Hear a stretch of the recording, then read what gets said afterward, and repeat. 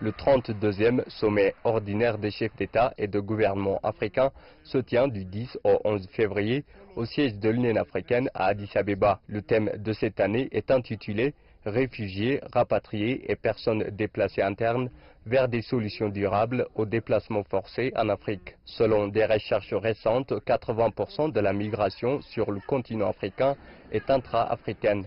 Dans son discours d'ouverture, le président de la Commission de l'Union africaine a souligné que la question des déplacements forcés en Afrique devenait un insupportable fléau. Le phénomène des déplacements forcés reste hélas prégnant. La Commission de l'Union africaine voudrait que nos proclamations de foi sur ces thèmes sonnent enfin le glas de toutes les formes d'apathie, d'immobilisme, voire de démission pure et simple devant les horreurs de cet insupportable fléau. Il importe de s'attaquer plus résolument aux causes profondes du phénomène, parallèlement à l'accélération de l'opérationnalisation de l'Agence humanitaire africaine. Dans le monde, il y a plus de 8,5 millions de déplacés internes.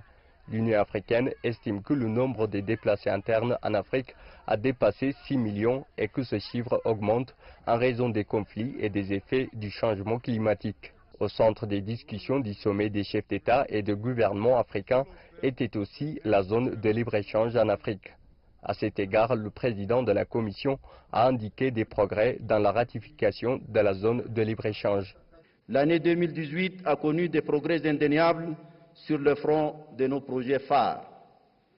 L'atteinte du nombre requis de ratification pour l'accord sur la zone de libre-échange est désormais à portée de la main.